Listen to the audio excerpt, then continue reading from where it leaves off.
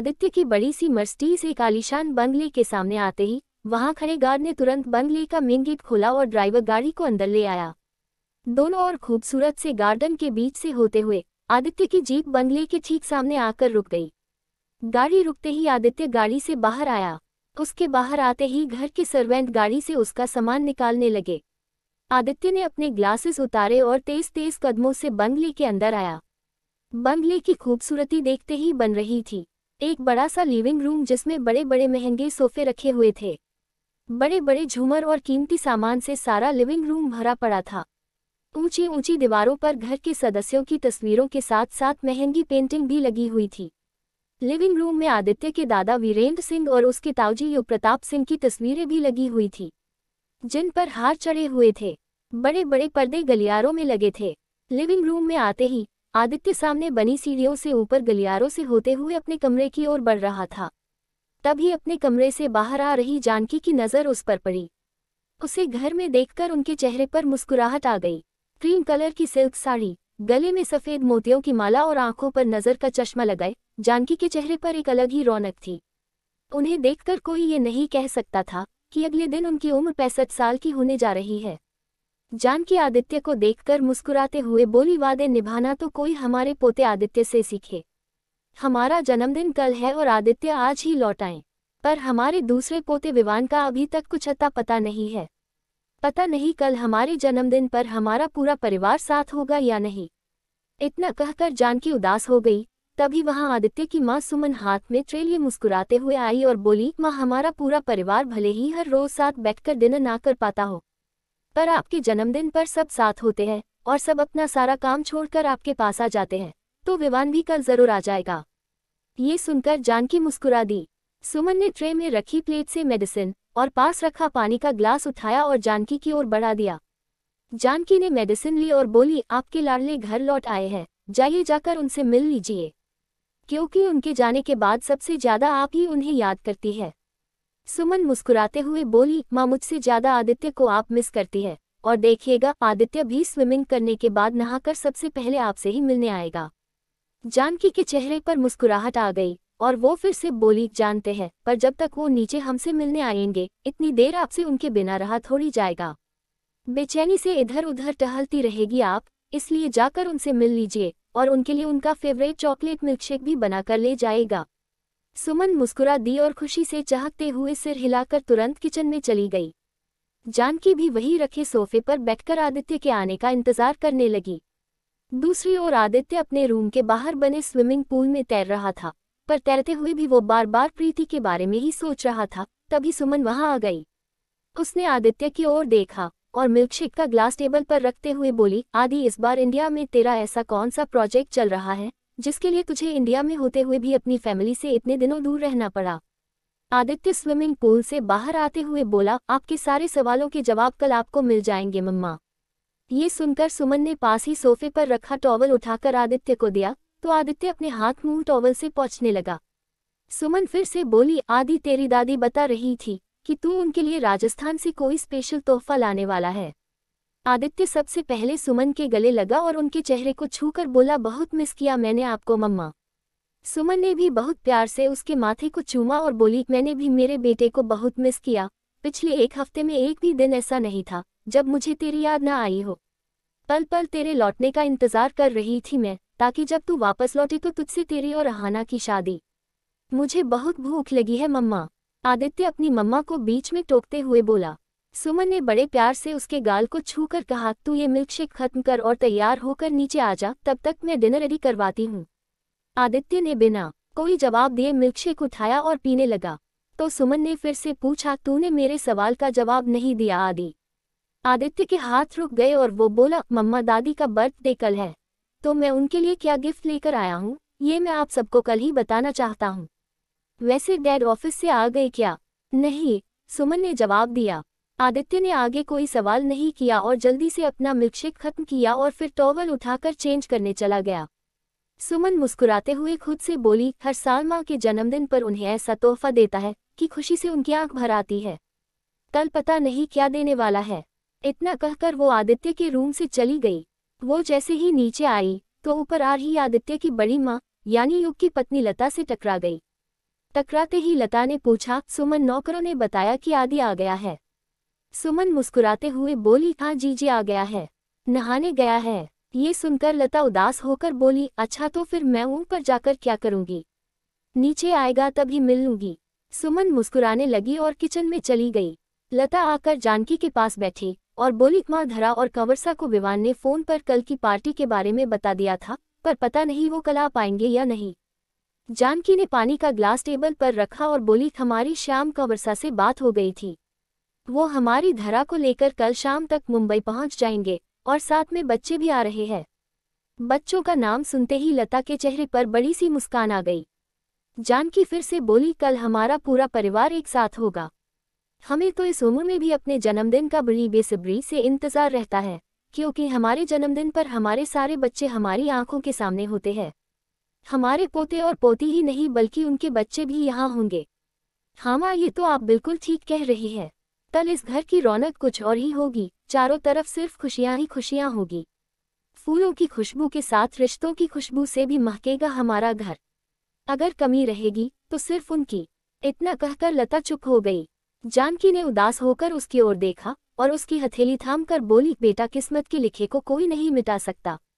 हमारे बेटे के साथ आपका साथ शायद सिर्फ 6 बरस का ही था। लता उदास हो गई। जानती हूँ माँ, पर फिर भी भगवान से ये शिकायत हमेशा रहेगी कि उन्होंने मुझे मेरे पति की आखिरी घड़ी में उनका चेहरा तक नहीं देखने दिया। मेरी बच्ची एक आखिरी बार अपने पिता को देख भी नहीं सकी। लता की बातों से जानकी भी उदास हो गई, पर उन्होंने खुद को संभाला और बोली, बेटा, जो कुछ भी गुजरे वक्त में हुआ उसे भूल जाए।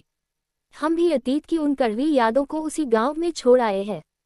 आज ना उस गांव से हमारा कोई लेना देना है और ना उस हवेली से, इसलिए अब आप भी सब कुछ भूल जाए।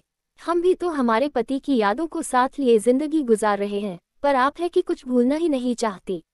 लता गुस्से में बोली, कैसे भूल जाऊं माँ, बाबासा ने जिसे अपना दोस्त समझा उसने ही उनकी पीठ में धोखे का खंजर घोंप दिया। सुखदेव काकासा के बेटे ने मुझसे मेरा सुहाग छीनकर मेरी बच्ची धरा को अनाथ कर दिया, आपको अपने ही घर से बेघर कर दिया। अगर सही समय पर सुमन और बलराम ने विदेश से लौटकर फिर से हमारे परिवार को साथ ना किया होता तो आज हम दर दर की ठोकरें खा रहे होते। मैं आज भी नहीं भूली हूँ कि किस हाल में आप मुझे मंदिर के बाहर मिली थी। जानकी मुस्कुराते हुए बोली, जो बीत गया वो कल था बेटा, और जो सामने है वही आज है। हम अपने अतीत को अब कभी याद नहीं करना चाहते। हमारे पास जितना है उतने में ही खुश रहना चाहते हैं। पर माँ, आपको नहीं लगता कि हमें कुछ भी करके हमारी हवेली और हमारी जमीन सुखदेव काकासा से वापस लेनी चाहिए? लता की बातें सुनकर जानकी तुरंत बोली, नहीं, क्योंकि उस गांव की मिट्टी में हमारे पति और बड़े बेटे का खून मिला हुआ है। हम उस गांव की एक चुटकी मिट्टी भी अपनी जिंदगी में शामिल नहीं करना चाहते। हम सालों पहले ही आप सबको इस बारे में अपना फैसला भी सुना चुके हैं। अब हम उस गांव और गांव के लोगों से कोई वास्ता नहीं रखेंगे। हम हमारे परिवार के साथ बहुत खुश हैं। लता और जानकी ये बातें कर ही रही थी कि जानकी को आदित्य ऊपर अपने कमरे से बाहर आता हुआ नजर आया। उन्होंने तुरंत लता को चुप रहने का इशारा किया। लता आदित्य को नीचे आते देख चुप हो गई और दोनों उसे देखकर मुस्कुराने लगी। आदित्य नीचे आया और उसने सबसे पहले लता के पैर छुए। लता ने उसे गले लगा लिया तो आदित्य मुस्कुराते हुए बोला, बड़ी माँ, मुझे सच में आपकी वहाँ बहुत याद आई। अच्छा, इसलिए तूने अपनी बड़ी माँ को एक फोन तक नहीं किया, है ना? लता ने पूछा तो आदित्य ने अपने कान पकड़ लिए। वो मुस्कुरा दी और उसने फिर से आदित्य को गले लगा लिया। फिर आदित्य ने जानकी की ओर देखा और उनके पैर छुए। उन्होंने उसके सिर पर हाथ फेरकर पूछा, कैसे है हमारे पोते? मैं ठीक हूँ दादी माँ, वैसे भी मुझे क्या होगा, एकदम फिट एंड फाइन हूँ, है ना बड़ी माँ? आदित्य के इतना पूछते ही लता ने मुस्कुराते हुए उसके गाल को छूकर कहा, हाँ माँ, आदि ठीक ही तो कह रहा है। बिल्कुल ठीक तो है ये, और वैसे भी हमारे आदि को कोई तकलीफ नहीं पहुंचा सकता, क्योंकि वो हमेशा अपनी आंखें और कान खुले रखता है, अपने डैड की तरह। अपने डैड का जिक्र होते ही आदित्य ने इधर उधर देखते हुए पूछा, वैसे डैड नहीं आए अब तक? तभी डिनर टेबल पर खाना लगाते हुए सुमन बोली, तेरे डैड थोड़ा लेट आएंगे आदि, इसलिए डिनर के लिए उनका वेट करने का सोचना भी मत, क्योंकि अगर उनका इंतजार करेगा तो डिनर सुबह ब्रेकफास्ट के टाइम पर होगा। आदित्य सोफे पर बैठा और उसने रिमोट उठाते हुए पूछा, विवान भी कहीं नजर नहीं आ रहा है? विवान अपने दोस्तों के साथ लोनावाला गया है, पता नहीं कब आएगा। तभी जानकी बोली, आदित्य मुस्कुरा दिया और बोला, दादी आप जानती है ना कि इस घर के सब लोग आपसे बहुत प्यार करते हैं और आपके बर्थडे पर कहीं भी हो अपने आप घर आ जाते हैं। आई एम श्योर विवान भी आ जाएगा। आ जाएगा नहीं, आ गया है। विवान के इतना कहते ही सबकी नजरें दरवाजे पर अपना बैग टांगे खड़े विवान पर पड़ी। उसे देखते ही सबके चेहरे खिल गए। आदित्य उठा और उसने विवान को गले लगा लिया। वो आदित्य के कंधे पर हाथ रखे जानकी के पास आया और बैग सोफे पर फेंककर उनके पैरों में जमीन पर बैठकर बोला, जानू का बर्थडे हो और उनका विवान ना आए, ऐसा कभी हुआ है? आफ्टर ऑल हर साल की तरह इस बार भी जानू की बर्थडे पार्टी की तैयारियां मुझे ही तो करनी होगी ना। वैसे आदि भाई मैं सोच रहा था कि क्यों ना इस बार जानू की बर्थडे पार्टी की थीम क्लासिक मूवीज पर रखी जाए। दिलीप कुमार, देव आनंद, राज कपूर और मधुबाला की तस्वीरें लगाई जाए। जानू खुश हो जाएगी और दिलीप कुमार का बड़ा सा पोस्टर देखकर तो जानू उन पर फ्लैट होकर उनकी बाहों में यूं बेहोशी हो जाएगी। इतना कहकर विवान ने पॉज देकर बताया तो लता ने उसके सिर पर मारते हुए कहा, बेशर्म लड़का, अपनी दादी से ऐसे बातें कौन करता है? विवान झट से बोला, विवान मेहरा, और कौन? वैसे बड़ी माँ ये मेरा नहीं, धरा दी और जीजू का आइडिया है। वो कल सुबह ही आ जाएंगे और उसके बाद हम सब पार्टी की तैयारियां मिलकर करने वाले हैं। कल तो इस घर में धमाल होगा। मैंने तो अपने सारे फ्रेंड्स और ऑफिस के स्टाफ को इनवाइट भी कर दिया है, अहाना को भी। विवान ने अहाना का नाम लेकर आदित्य की ओर देखा तो आदित्य ने पास रखा पिलो उठाकर विवान के मुंह पर दे मारा। विवान ने भी पिलो उठाया और जानकी से बोला, दादी माँ मैं सोच रहा था कि क्यों ना हम कल आपकी बर्थडे पार्टी में ही आदित्य भैया और अहाना की सगाई का अनाउंसमेंट कर दे, एक साथ दो काम हो जाएंगे। आदित्य गुस्से में बोला, शट अप विवान, अब अगर तूने कोई भी बकवास की तो मुझसे बुरा कोई नहीं होगा। विवान उसे छेड़ते हुए बोला, अरे पर आप इतना चिढ़ क्यों रहे हो भाई? आप अहाना से शादी करने ही वाले हो तो सगाई कल करने में बुराई ही क्या है? बेचारी अहाना सारा दिन आपके पीछे पीछे जी सर कहकर दौड़ती रहती है। तब तक इंतजार करवाएंगे उसे। आदित्य चिढ़कर बोला, बहुत हुआ विवान, मुझे जब शादी करनी होगी तब मैं कर लूंगा। तुझे बीच में अपनी नाक घुसाने की जरूरत नहीं है। ये सब सुनकर लता और जानकी मुस्कुराकर एक दूसरे का चेहरा देखने लगी। विवान आकर आदि की बगल में बैठा और उसके कंधे पर हाथ रखकर बोला, मैं बस इसलिए कह रहा हूँ भाई क्योंकि आप मुझसे बड़े हो और जब तक आपकी शादी नहीं होगी मेरी भी नहीं हो पाएगी, इसलिए प्लीज शादी कर लीजिए ताकि मेरा रास्ता क्लियर हो जाए, प्लीज। इतना कहकर विवान ने आदि के आगे अपने हाथ जोड़े। आदि ने गुस्से में पिलो उठाकर उसके सिर में मारना शुरू कर दिया। ये देखकर जानकी बोली, आदि क्या कर रहे हैं आप बेटा? छोटे भाई है विवान आपके।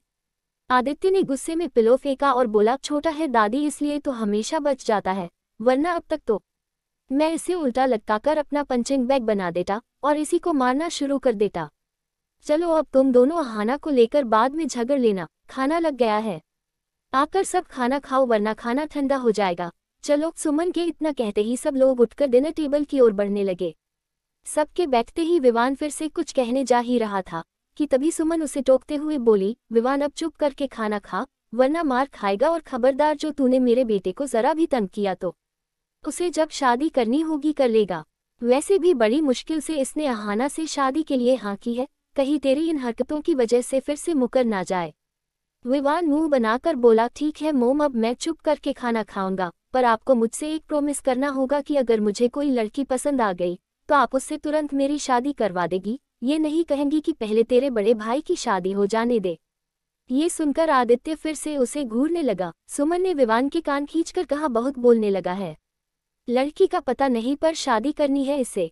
लता आदि को चावल सर्व करते हुए बोली, सुमन इसे समझाने का कोई फायदा नहीं है, ये जब तक डिनर करेगा इसका मुंह बंद नहीं होने वाला है और ये दोनों भाई ऐसे ही लड़ते झगड़ते ही खाना खाने वाले हैं, इसलिए इन्हें समझाना छोड़ और बैठकर सुकून से खाना खा, क्योंकि विवान को सिर्फ इसके दी और जीजू ही संभाल सकते हैं।